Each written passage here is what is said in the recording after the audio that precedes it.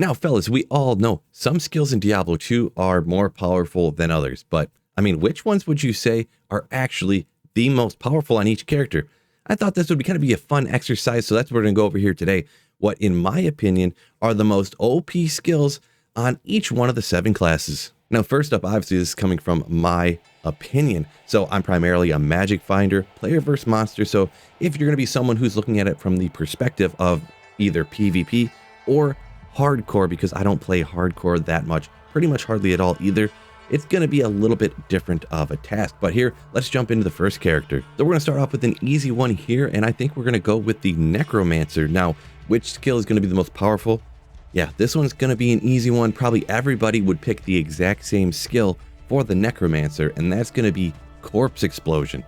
Now, this does absolutely crazy damage, and pretty much every single good Necromancer build is based around this particular skill. Now, it does half fire and half physical, so even without a Sunder Charm, there's a lot of times you can get around any of the immunities, because like I said, it has those 2 different damage types from the Corpse Explosion. That's one of the main criteria too of, if I'm going to pick one for the most OP skill for a particular class or character, is if it is used on pretty much every single build. It's not the only one, because some are maybe skills that are kind of weak, but they're just incredibly valuable to have.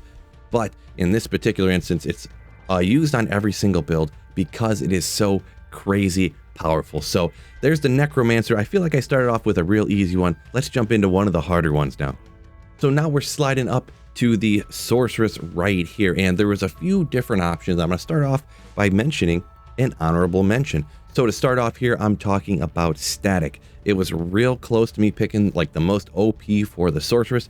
In normal difficulty, you can literally just cast, and chop down even the act bosses down to essentially no health, and then just do one incredibly weak attack and take that boss right out. Now, obviously, the effectiveness drops, and eventually by hell, you can only chop the monsters down, I believe, to half health.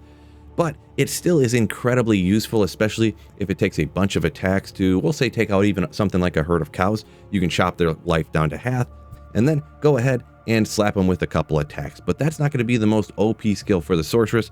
It's going to be a skill that is so valuable. It's not only always used on the Sorceress, it's always used on every single character. And that skill I'm talking about is Teleport. Now, it is incredibly overlooked sometimes, but movement speed, clear speed, and how fast you can get to and take out the monsters that you're targeting to farm is crucial to finding way better gear. It's probably more important than almost anything else. And that's the exact reason why the runeword Enigma, which has Teleport on it, is used on like every single character all the time, especially when we're talking about in the magic find context. The good thing about this skill is, especially on the Sorceress, you don't even have to waste a ton of points into it in order to get it, we'll say, more powerful to make it use. Just 1 point into it makes it incredibly OP for you. The only thing that more points does is lower the amount of mana it costs to use. So perhaps if you're the designated teleporter on a full party on a playthrough, I do go ahead and put more points into it to lower that mana cost, so I can make my potions go a little bit longer and I can teleport farther. But generally, that's a 1 point wonder. Crazy OP, and there's really not a whole lot more I need to say about it. I think probably everybody would agree. Teleport, it is one of the most OP skills in the entire game, not just on the Sorceress. And now we're going to take a look at the Amazon, and this one I feel like is pretty obvious as well. The Amazon's known for being an absolutely amazing cow killer. It's an absolutely amazing Bale runner and stuff like that. And a lot of that comes down to one skill that absolutely clears kind of like the trash mobs out there when you're hunting for high runes. And for this one, I had to go with Lightning Fury. I do feel like this is an absolute obvious choice because even when you're playing through early on, getting those Lightning Fury points in there, the amount of damage you put out, you can literally go just take 1 gold javelins, throw them out there into like some cows, and you can melt the entire pack. That's how powerful the skill is. The Lightning Fury Javazan is absolutely amazing. I feel like it way overshadows the Boazons. I know you have a very hard, dedicated Boazon fan base out there, but I feel like it doesn't really hold a candle to the Lightning Fury Javazan. So anytime I'm playing an Amazon, unless I'm just out there kind of messing around with the bow skills, the Lightning Fury Javazan is my absolute go-to, because that skill, in my opinion, is incredibly powerful. Now let's jump into one that's going to be incredibly controversial here. We're talking about the Assassin. So I'll jump into kind of like I did with the Sorceress, kind of go with the runner-up or honorable mention, and we're going to talk about Death Sentry. It's been used for a long time, these different assassins, and a lot of times even if you do like the Blade Assassin, or I would anyways, or if you did some sort of martial art assassin, you would throw out the Death Sentry anyways because it has that corpse explosion just like the Necromancer does. The amount of damage you get from these type of corpse explosion stuff is just way too powerful, and in my experience, what I did in the past, pretty much any build was kind of based around the Death Sentry, and then however you got that first few kills was kind of the type of build it was. But things have changed quite a bit in recent times. Most of y'all might have heard of the Mosaic Assassin. It's kind of a martial art assassin essentially, but then it goes ahead and lets you just use all of your skills all at the same time, all simultaneously. So for the Mosaic Assassin, I didn't really know what to necessarily pick. Would you use each one of your individual skills? Those are too OP for the class, or those are super powerful? Or would you just use the kick, what is it, Dragon Claw, that you go ahead and use to discharge all of those charges all at once, and then they stay there forever, so you can just go around using them forever. So I wasn't sure what to pick, so I went a little off the book here. This is my own opinion. Go feel free down in the comments if you agree or disagree, but I actually went ahead and picked the Mosaic Rune Word as the most powerful skill in all of Diablo 2 Resurrected, really, not even just on the Assassin. So for an example of why I say this, I don't know if y'all have ever seen it, but Mr. Llama did some great experimenting. He went ahead and turned the players count on single player up using a mod into the thousands of players difficulty. And he went into Chaos Sanctuary, I think it was 2,000 or 4,000 players count. So you can only imagine how much life these monsters had. And he was melting monsters in the Chaos Sanctuary on something like 2,000 players count. It's just absolutely crazy. It doesn't even come close to anything else in the entire game. It really is completely broken. It needs to be removed. Feel free to put down in the comments what you would pick, or if you disagree with how I categorize this. But yeah, that's the reasons why I just had to pick Mosaic as the most broken skill like in all of Diablo 2, and especially for the Assassin.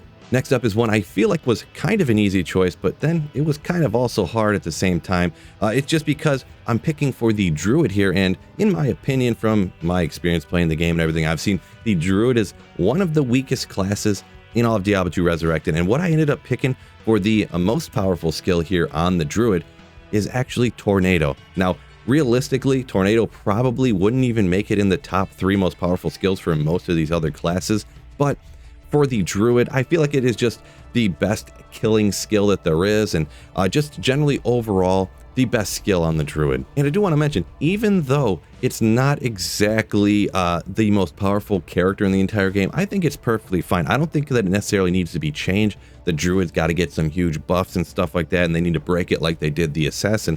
I think it's actually good in Diablo 2 to have like parity between the different classes. So let's say if you see someone out there actually kind of slapping around with the Druid, you're like, man, you know that guy's good because he took on a challenge, he made that character good, and he's out there wrecking and magic finding. You know, it's not someone just playing the same old, I don't know, starting ladder with a Nova Sorcerer, right, fellas? And when I stopped to think about it, what other skill on the Druid would I actually pick, right? A lot of the Transform, the Werebear, and Werewolf, they're not really that powerful. They're almost never played.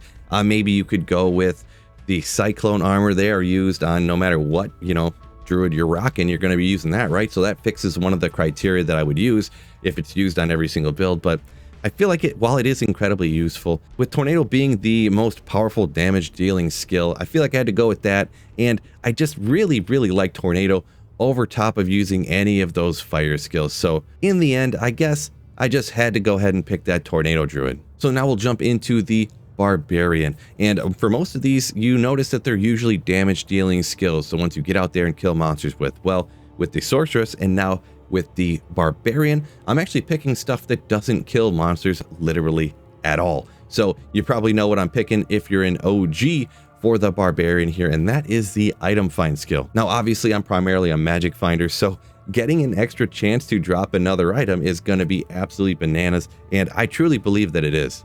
A great thing about the find item skill on the Barbarian is it's not tied to the player's difficulty count. So when you start off ladder, Barbarians, maybe they kill pretty slow, right? Well, when you do get those monsters down, you can go ahead and get a second opportunity to get an item. And even on players 1 difficulty, maybe the drop rates, I forget what it is, maybe it's like 35% or something like that, your chance of getting an item. Well, actually, the find item skill has nothing to do with you being in a game by yourself, because the monsters are weaker but when you're in there by yourself. So a lot of times you'll run Barbarian solo. But use that find item skill, and when you get the skill points into it, you get it pretty high. You could get up in the 60s, 70s, even like up into almost 80% chance to get another item. A higher chance on the find item than when you're actually killing the monster. Another great reason is because let's say you're going to run Pindle over and over again at the beginning of ladder. Pindle will drop 2 items every time, along with the potions, of course, it comes along with it. And then boom, you hit it with that find item skill. And if you have a bunch of points in, like I said, you're most likely gonna get 2 more items, just like you did from the first kill. So it's essentially like running Pindle twice as fast as you did before. Alrighty folks, now we got to talk about the Paladin. This had a lot of interesting choices because obviously if we're talking about slapping down monsters, the hammers are crazy powerful. You know, blessed hammers, it's been well known. That's why back in the day when people ran bots all the time, the bots were always a Hammerden because it is so incredibly powerful. Well, with some of the more recent changes, the Fist of the Heavens Paladin is actually brought up to, in my opinion, right even with the Hammerden. I feel like the Hammerden, you got to get it right up close and personal. The actually Fist of the Heavens Paladin, you can snipe stuff all the way across the map. That way you don't have to spend the time to travel over to attack them. You don't have to get right up in their faces and risk any danger. So I feel like those ones are right about even, but I actually decided to go a different direction with this one. It's actually a skill that is pretty much on every single Paladin that every Paladin uses. And no, it's not Holy Shield, even though that is used on essentially every Paladin build. It's actually a supplemental skill that even with just 1 point into it, absolutely slaps down some of the most powerful builds in the entire game. And for the Paladin, I'm actually choosing the skill Smite. Like I said, this skill with just 1 point, you just have to have some source of crushing blow literally anywhere on your character, and you can chop down any of the Ubers, you can chop down Declone, absolutely no problem. Now, Smite hits every single time. It doesn't really get affected by attack rating or anything like that. So you can just hit. So you have a chance to proc that crushing blow every time. That's why just having 1 skill early on, not actually dealing very much damage, but getting the damage from crushing blow is absolutely bananas. So for that reason, it's so good at farming those Annies. It's good at farming the torches, taking out the Ubers, and everyone needs these on their characters, especially at the beginning of ladder. Getting those can be incredibly hard. Smite makes it incredibly easy.